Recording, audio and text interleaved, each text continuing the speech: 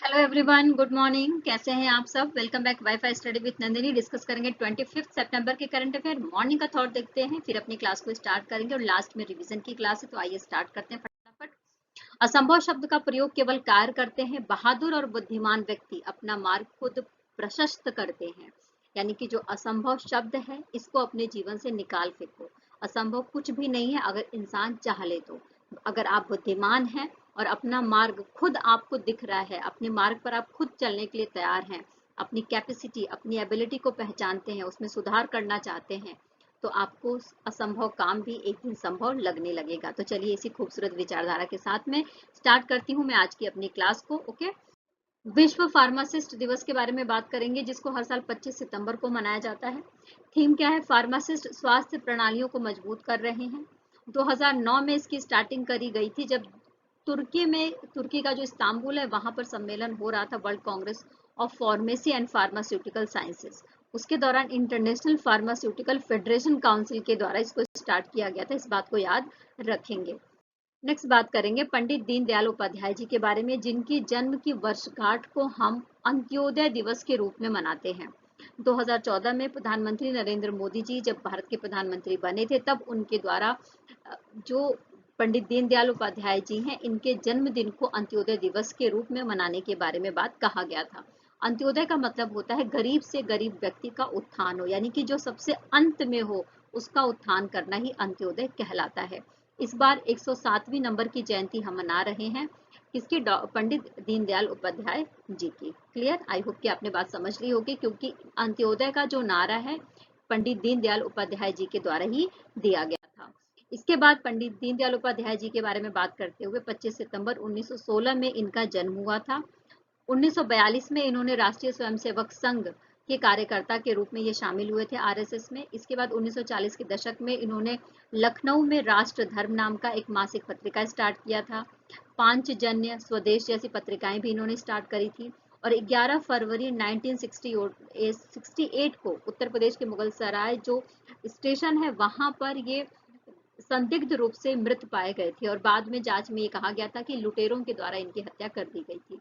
इनके द्वारा जो दर्शन पेश किया गया उसका नाम था एकात्म मानवतावाद। तो याद रखेंगे, दार्शनिक थे, समाजशास्त्री थे, राजनीतिज्ञ थे, अर्थशास्त्री थे Pandit Deendayal Upadhyay ji. Okay, next question हमारे पास ये है कि 24 सितंबर को देश में कितनी नई वंदे भारत ट्रेनों का संचालन शुरू किया गया है? तो देखो, जैसा कि हम सबको पता है कि भारत की लाइफ लाइन बनती जा रही है वंदे भारत जो ट्रेनें हैं। तो अभी 24 सितंबर को प्रधानमंत्री नरेंद्र मोदी जी के द्वारा वीडियो कॉन्फ्रेंसिंग के माध्यम से 9 वंदे भारत ट्रेनों को स्टार्ट कर दिया गया है। इस बात को याद रख लेंगे। ठीक है, क्लियर? अच्छा, देखो, पहली जो वंदे भारत ट्रेन है वो 2019 में स्टार्ट करी गई थी, फरवरी के महीने में। दिल्ली से लेकर जो काशी विश्वनाथ जी का जो जगह है वाराणसी, वहां के लिए चलाई गई थी। इस बात को याद रखेंगे। अच्छा, जो 9 ट्रेनें स्टार्ट की गई हैं, इसमें से 8 जो ट्रेनें हैं वो नीले रंग की हैं, इसको याद रखेंगे। बाकायदी ये जो 9 ट्रेनें हैं जिनको हरी झंडी दिखाई गई है वीडियो कॉन्फ्रेंसिंग के माध्यम से, इसकी पूरी यहाँ पर प्रॉपर लिस्ट दी गई है, जिसको आप पढ़ सकते हैं टेलीग्राम के लिंक पर भी जाकर, जहाँ पर पीडीएफ के फॉर्म में हिंदी और इंग्लिश बोथ लैंग्वेजेस में ये सारी जानकारी उपलब्ध है। नेक्स्ट क्वेश्चन ये है हमारे पास कि 2023 में भारत के सर्वश्रेष्ठ पर्यटन गांव के रूप में चुना गया है विश्वनाथ घाट। विश्वनाथ घाट का नाम सुनकर आपके दिमाग में ये होगा कि ये तो वाराणसी का होगा, लेकिन ऐसा नहीं है, यह है आसाम का। देखो, हमारे देश का जो पर्यटन मंत्रालय है, केंद्रीय पर्यटन विभाग, उसके द्वारा इस बात की घोषणा करी गई है कि 2023 का भारत का सर्वश्रेष्ठ पर्यटन गांव है विश्वनाथ, जो आसाम। देखो, ये जो घाट है वो वृद्धा गंगा, या जिसको हम बूढ़ी गंगा कहते हैं, तो बूढ़ी गंगा नदी के तट पर स्थित है ये। सबसे पहले तो आपको ये पता होना चाहिए। आसाम का जो शहर है चरियाली शहर, वहां के दक्षिण में स्थित है, और इसको गुप्त काशी के नाम से भी जानते हैं। देखो, ये क्या है कि गुप्त वंश के समकक्ष इसको माना जा रहा है। इस घाट के चारों तरफ आपको अलग अलग देवताओं के मंदिर देखने को मिल जाएंगे, स्पेशली यहाँ पर शिव मंदिर है। ओके, एशिया की सबसे बड़ी मलिन बस्तियों में से एक है धारावी। उसका पुनर्विकास किस समूह के द्वारा किया जा रहा है, पूछा जा रहा है। तो देखो, क्या हुआ था कि बोली लगी थी, और बोली लगने पर जो अदानी ग्रुप है उसने इसकी बोली जीत ली थी। तो यानी कि जो धारावी है उसका पुनर्विकास अदानी समूह के द्वारा किया जाएगा। इस बात को याद रख लें। देखो, एशिया की सबसे बड़ी झुग्गी है, और जो अदानी को आप देख रहे हैं, इन्होंने 610 मिलियन की बोली लगाकर इसके पुनर्विकास की जो योजना है इसको जीत लिया था। साथ में ही इसके जो प्रवक्ता है अदानी ग्रुप के, उन्होंने बोला कि जो धारावी का पुनर्विकास है वो मुंबई के स्लम पुनर्वास प्राधिकरण के साथ एक संयुक्त उद्यम के साथ किया जाएगा। Okay, clear? आई होप कि आपको सारी बात। देखो, मध्य मुंबई में स्थित है ये। साथ में ही ये कहा जा रहा है कि 20,000 करोड़ रुपए का लागत आएगा इसका पुनर्विकास करने में। स्लम डॉग मिलेनियम जो 2008 में एक मूवी आई थी, इस मूवी में जिस मलिन बस्ती के रिकॉर्डिंग को दिखाया गया था, जिस मलिन बस्ती के बारे में दिखाया गया था, वो धारावी ही थी। इस बात को याद रख लेंगे। ओके, नेक्स्ट बात कर लेते हैं। चीन के द्वारा एशियन गेम्स के लिए भारत के किस राज्य के खिलाड़ियों को वीजा या अनुमति नहीं दी गई है? तो याद रखेंगे, चीन ने अभी अरुणाचल प्रदेश के जो खिलाड़ी हैं उनको वीजा नहीं दिया है और उनको जो एशियन गेम्स है उसमें प्रवेश करने की अनुमति नहीं दी है। अब इससे क्या हुआ? इससे जो हमारे देश के खेल मंत्री हैं अनुराग ठाकुर जी, उन्होंने कहा कि वो भी एशियन गेम्स के लिए चाइना जाने वाले थे, लेकिन उन्होंने अपनी यात्रा रद्द कर दी है। ठीक है, साथ में ही तीनों खिलाड़ियों के नाम देख लेते हैं क्या क्या है स्क्रीन पर। जैसा कि आप देख रहे हैं, ये है न्यमान वांगसु, ओनिलू तेगा और मेपुंग लामगु। ओके, अच्छा, जिसमें से जो जो सुश्री वांगसु हैं उन्होंने तो उड़ान भरी ही नहीं, बाकी जो 2 खिलाड़ी थी वो हांगकांग तक गई थी और उनको वहीं से वापस भेज दिया गया। उनको हांगकांग से आगे जाने की अनुमति नहीं दी गई। इस बात को याद रख लें।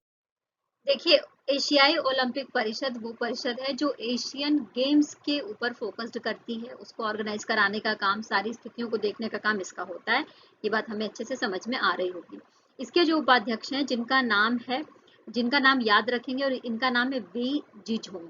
इनके द्वारा ये कहा गया कि चाइना ने वीजा दिया लेकिन इन खिलाड़ियों ने उसका वीजा स्वीकार नहीं किया, और जबकि भारत की तरफ से ये हो रहा है कि वीजा स्वीकार कर लिया गया था, लेकिन जब ये जाने को हुए हांगकांग पहुंचे तो वहीं पर इनको रोक दिया गया है। नेक्स्ट बात कर लेते हैं, 2023 में सितंबर विषुव की खगोलीय घटना कब घटित है? तो याद रखेंगे 23 सितंबर को ऐसा हुआ। विषुव का मतलब होता है एक ऐसी परिस्थिति जिसमें जो सूर्य की किरणें हैं वो पूरी पृथ्वी पर एक समान पड़ती हैं, जिसकी वजह से दिन और रात एक बराबर होता है। 23 सितंबर को 12:20 पर यह घटना हुई है। तो 23 सितंबर को विषुव की जो खगोलीय घटना हुई है वो घटित हुई है। इस बात को याद रख लेंगे, 12:20। देखिए, जो ये विषुव है, ठीक है, विषुव का मतलब यह है कि जो सूर्य की किरणें हैं वो पूरी पृथ्वी पर कैसी पड़ती हैं? बिल्कुल इक्वल पड़ती हैं, है ना? तो जिसे दिन और रात की जो लंबाई होती है वो बिल्कुल बराबर होती है। सितंबर के विषुव को शरद विषुव भी कहते हैं। उत्तरी जो गोलार्ध है, उत्तरी गोलार्ध में ग्रीष्म ऋतु से पतझड़ की ऋतु स्टार्ट होती है, और जो हमारा दक्षिणी गोलार्ध है इसमें शीत ऋतु से, यानी कि जो सर्दी की ऋतु होती है उससे बसंत की ऋतु स्टार्ट होती है।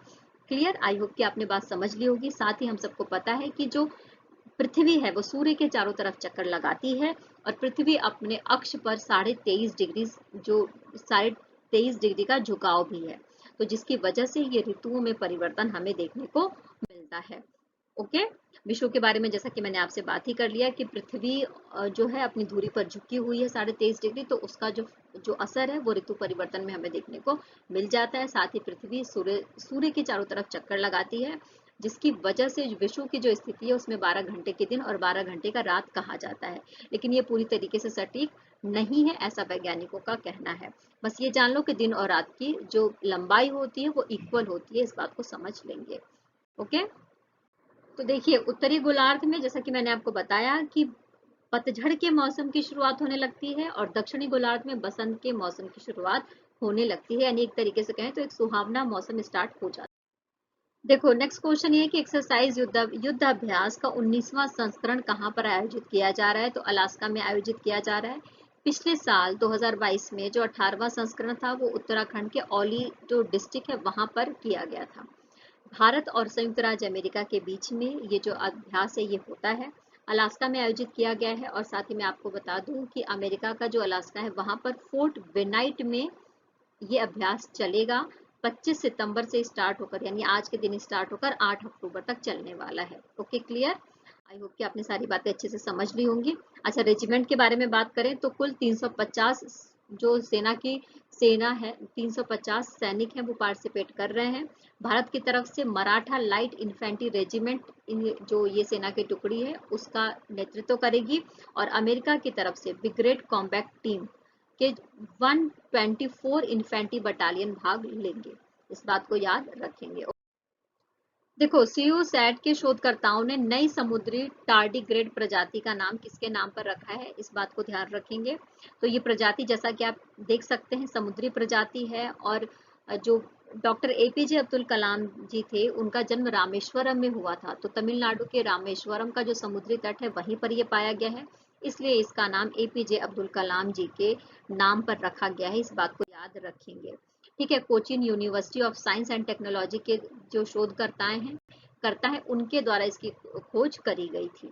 ओके, जो मंडपम तट है ना, वहां पर ये पाया गया है। इस बात देखिए, वेट लिप्स कलामी के बारे में बात करूं मैं, तो इसकी लंबाई 0.17 मिलीमीटर और 0.05 मिलीमीटर चौड़ी है। 4 जोड़े इसके पैर हैं। कहा जाता है कि इतनी ज्यादा पारिस्थितिकी जो परिवर्तन हुए, पर्यावरण में परिवर्तन हुए, लेकिन ये प्रजाति बनी रही। इसको हम जलीय भालू के नाम से भी जानते हैं, और ये कहा जाता है कि ये अंतरिक्ष में भी जीवित रह सकती है। साथ ही जो फाइलम टार्डिग्राडा है, उससे संबंधित 1300 से अधिक वर्णित प्रजातियां हैं, जिसमें से 17% जो है वो सिर्फ समुद्री प्रजातियां हैं। और ये जो प्रजाति है, ये 37वीं प्रजाति है समुद्री प्रजाति की। इस बात को ध्यान रख लेंगे। ओके, नेक्स्ट बात करेंगे, भारत में किस माह को राष्ट्रीय पोषण माह के रूप में मनाया जाता है। इसके बारे में शायद हमने पहले भी पढ़ा था। तो जो सितंबर का माह होता है, उसको पोषण माह के बारे में उसको पोषण माह के रूप में मनाया जाता है। प्रधानमंत्री नरेंद्र मोदी जी के द्वारा 2018 में राजस्थान के झुंझुनू जिले से इस राष्ट्रीय पोषण माह को स्टार्ट किया गया था। इस बात को ध्यान रखेंगे। ओके, साथ ही इस पहल के तहत मैं आपको बता दूं कि 6 साल से कम के बच्चों का वैक्सीनेशन, उनके स्वास्थ्य का देखभाल, और साथ में युवतियां, जो गर्भवती महिलाएं हैं, स्पेशली 15 से लेकर 49 साल तक की जो महिलाएं हैं, तो उनके स्वास्थ्य के ऊपर ध्यान दिया जाए। कैल्शियम और उनके अंदर आयरन की कमी न हो, एनीमिया से वो पीड़ित न हो, उनके पोषण का ध्यान रखा जाए। इस बात को ध्यान में रखते हुए राष्ट्रीय पोषण माह स्टार्ट किया गया था। कब? सितंबर के महीने में स्टार्ट किया गया था। कहाँ पर स्टार्ट किया गया था? तो राजस्थान के झुंझुनू जिले से स्टार्ट किया गया था। इस बात को याद रख लेंगे। ओके, अच्छा, जो कल पढ़ा उसका फटाफट रिवीजन कर लेते हैं। तो चलो आओ, दुनिया भर में विश्व नदी दिवस कब मनाया जाता है? 24 सितंबर को मनाया जाता है। थीम थी नदियों का अधिकार। विश्व बधिर दिवस के बारे में बात करेंगे, जिसको 24 सितंबर को हमने मनाया। विषयता सभी के लिए कान और सुनने के लिए देखभाल। दक्षिण अफ्रीका के बाद एक समय में क्रिकेट के तीनों फॉर्मेट में पहले स्थान पर पहुंचने वाली दूसरी टीम कौन सी बन गई है? तो भारत का नाम याद रखेंगे। भारत ऐसी टीम बन गई है जो तीनों फॉर्मेट में पहले स्थान पर पहुंच गई है।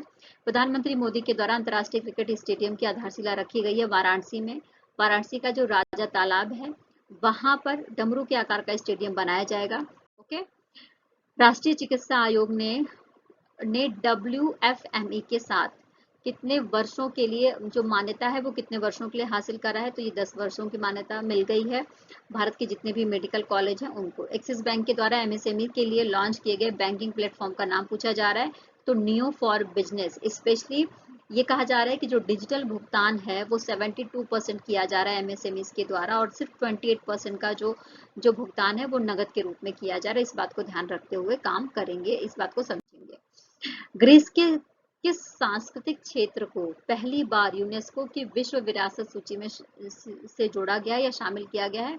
तो जागो रोचो रिया का नाम याद रख लेंगे। ग्रीस से बिलोंग करता है, और ग्रीस का पहला ऐसी जगह है जिसको यूनेस्को के विश्व धरोहर स्थल में शामिल किया गया है।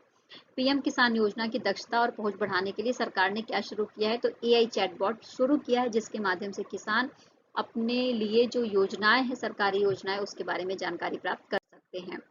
TCS यानी कि टाटा कंसल्टेंसी सर्विसेज ने नॉर्वे के वित्तीय बुनियादी ढांचे को सुधारने के लिए, उसको मजबूत करने के लिए नॉर्वे की किस कंपनी के साथ भागीदारी करी है? तो बैंक ID और बैंक एक्सेप्ट। दिल्ली में अंतर्राष्ट्रीय वकील सम्मेलन स्टार्ट हो गया है। 23 और 24 सितंबर को हुआ ये।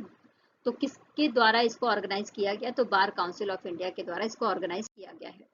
तो इस सेशन में इतना ही। आई होप कि सारे क्वेश्चन आपको अच्छे से समझ में आए होंगे।